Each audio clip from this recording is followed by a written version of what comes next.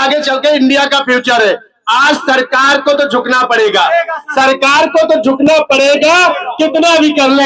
ये वही मैदान है, याद रखिए, जब अन्ना ने लड़ाई शुरू की थी तो सरकार तब से चली गई, आज दूसरी सरकार चल रही। लगता है समय अब इसका भी आ गया। अभी एक पत्रकार महोदय भाई साहब पूछ रहे थे एक शिक्षक से, हमारे मित्र हैं, कि सर ये बताइए क्या आप जीतेंगे? अरे भाई, अगर जब युवा आंदोलन करता है तब क्या होता है, भगत सिंह से कहानी शुरू होती है, खुदीराम बोस से होती है, यहाँ तो हजारों युवा भगत सिंह बनने को तैयार है। और मेरे भाई ध्यान रखना, एक बात कही जाती है, आज नहीं तो कल होगा, हर मुश्किल का हल होगा।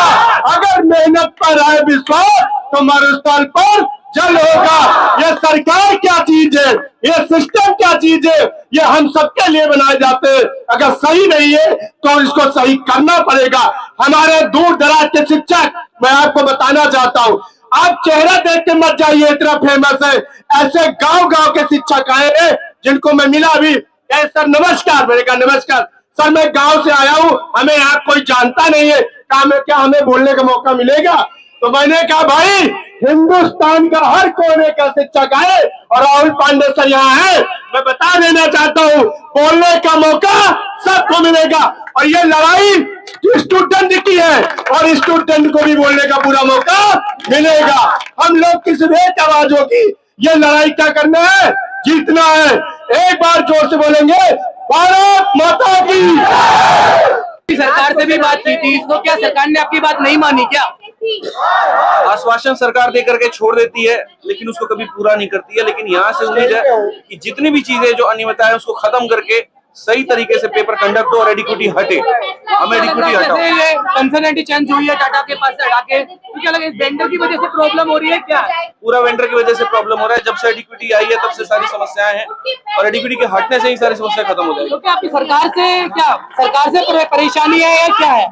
सरकार से परेशानी क्यों होगी? हम तो सीधा एक ही बात कहते हैं कि फेयर एग्जाम सिस्टम कराओ। जो बच्चों का हक है वो होना चाहिए। वो डिमांड थोड़ी कर रहे हैं कि ला करके 10 करोड़ रुपए हमारे अकाउंट में दे दो। उनका इतना भैया हम तैयारी किए हैं, सेंटर मेरा नजदीक मिल जाए, पेपर मेरा सही तरीके से हो जाए, सर्वर काम करे। सिस्टम के कमी के कारण किसी बच्चा यहाँ पर परेशान ना हो ना। किसी बच्चे की क्या गलती है कि उसका कंप्यूटर नहीं चल रहा है? किसी बच्चे की क्या गलती की क्वेश्चन सही नहीं आ रहा है? आपने दीपांकर गांधी के साथ भी एक पोस्ट ऐड किया था, जीत जाओगे? आपको लगता है हम बिल्कुल जीतेंगे, यहीं से जीतेंगे। किस हद तक जा सकते हैं इस मुद्दे के लिए?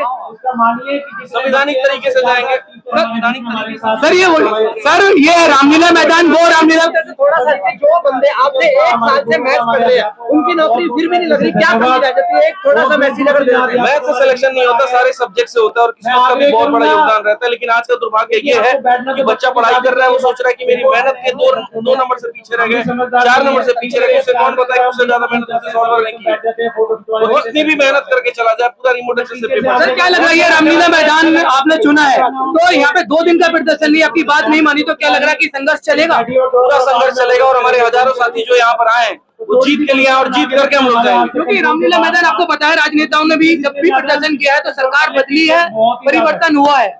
सर दिल्ली का सबसे बड़ा आंदोलन होने वाला है छात्रों का, ये आज तक छात्र इतना बड़ा आंदोलन कर नहीं पाए। तो सर अभी तो शुरुआत है, आप देखते जाओ, पूरा भारत पूछेगा यहाँ से।